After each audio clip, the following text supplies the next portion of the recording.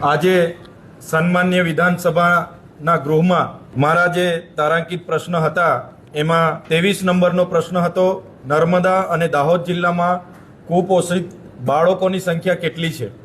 ત્યારે સરકારશ્રીના મંત્રી દ્વારા એ આંકડા સહિત મને જાણકારી આપવામાં આવી છે કે નર્મદા જિલ્લામાં 11,253 અને દાહોદ જિલ્લામાં 19,594 બાળકો કુપોષણથી પીડાય છે। સાથીઓ, એક બાજુ ગુજરાત મોડલની વાત થાય છે, એક બાજુ સમાનતાની વાત થાય છે અને એક બાજુ એક એવો વિસ્તાર છે કે જ્યાં લાખો બાળકો પોતાના કુપોષણથી પીડાય છે।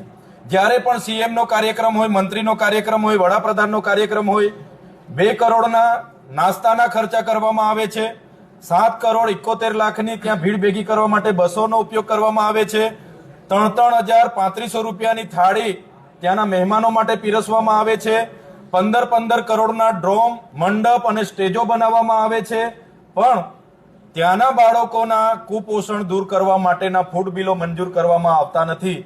જણાવવામાં આવે છે કે ગ્રાન્ટ નથી। આંગણવાડીઓનો પગાર વધારો કરવામાં નથી આવતો, આંગણવાડીઓના ગરમ નાસ્તાના અને ફ્રૂટના બિલો મંજૂર કરવામાં નથી આવતા, જણાવવામાં આવે છે કે ગ્રાન્ટ નથી। ત્યારે અમે આ ગુજરાતની સરકારને કહેવા માંગીએ છીએ, 30 વર્ષના શાસનમાં આ કુપોષિત બાળકોના નિવારણ માટે એમની પાસે કોઈ પ્લાનિંગ નથી, કોઈ એમની પાસે આગળ કોઈ કાર્યક્રમ નથી અને જે પણ ગ્રાન્ટ આ બાળકો માટે આવે છે એ ગ્રાન્ટ અધિકારીઓ અને નેતાઓના પેટમાં જાય છે અને એ ગ્રાન્ટ એમના એનજીઓ દ્વારા સગે વગે કરવામાં આવે છે એવું અમે માનીએ છીએ। ત્યારે જ આજે ગુજરાતના આઝાદીના 78 વર્ષ પછી પણ લાખથી પણ વધારે બાળકો આદિવાસી વિસ્તારમાં કુપોષણથી પીડાય છે। સાથીઓ, બીજો એક પ્રશ્ન મારો હતો કે જે અમારો વિસ્તાર છે એ સેન્ચ્યુરી વિસ્તાર છે, શૂલપાણેશ્વર અભયારણ્ય છે, ત્યાં સ્ટેચ્યુ ઓફ યુનિટી અને સાપુતારાને જોડતો ગ્રીન કોરિડોર બનાવવા માટે સરકારે જાહેરનામું પ્રસિદ્ધ કર્યું છે। ત્યારે એ વિસ્તારમાં 21 ગામો અને એમની ગામ પંચાયતોએ 4 વખત ગ્રામ સભાઓમાં આ પ્રોજેક્ટ અમને મંજૂર નથી, અમે એમાં જમીન આપવાના નથી, એ પ્રકારના ગામ સભાઓના સર્વાનુમતે અસહમતિ દર્શાવતા ઠરાવો આપવામાં આવ્યા છે।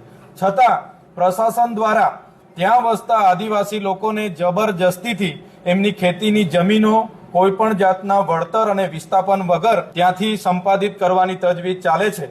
ત્યારે આજે એ પ્રશ્નને લઈને પણ અમારો વિધાનસભામાં પ્રશ્ન હતો 46 નંબરનો। ત્યારે આજે આપના માધ્યમથી અમે સ્પષ્ટ કરવા માંગીએ છીએ, એ ડેડિયાપાડા સાગબારાના વિસ્તારમાં એ પ્રોજેક્ટ અમે સર્વાનુમતેથી નામંજૂર કરતો અસહમતિનો ઠરાવ આપ્યો છે અને આવનારા દિવસોમાં પણ વિકાસના નામે એક પણ ઇંચ જમીન અમે ત્યાં આપવાના નથી।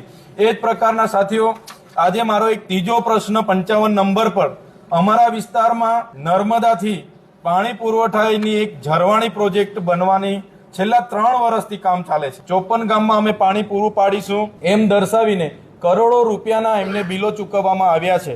આજે એક પણ ગામને એક ટીપું પાણી પણ એ યોજનાથી મળ્યું નથી અને અત્યારે પણ કહેવામાં આવે છે કે તાત્કાલિક અસરથી એ તમને પાણી મળશે। સાથીઓ, આ એક ભ્રષ્ટાચારનો ઉત્તમ નમૂનો છે। કરોડો રૂપિયાની યોજનાઓ બને છે અને એના બિલો પણ ચૂકવાઈ જાય છે, પણ ગ્રાઉન્ડ પર લોકોને પાણી મળતું નથી। નલ સે જલનો ઉત્તમ ઉદાહરણ છે, એનો જે એક ભાગ છે। એવી અનેક પાણી પુરવઠા યોજનાઓ ગુજરાતમાં બની છે। ભ્રષ્ટાચાર કરવા માટે એમના નેતાઓ, એમના મળતિયાઓ અને એમના અધિકારીઓએ ભ્રષ્ટાચાર કરવા માટે જ આ પ્રકારની યોજનાઓ કરી હશે એવું અમે માનીએ છીએ।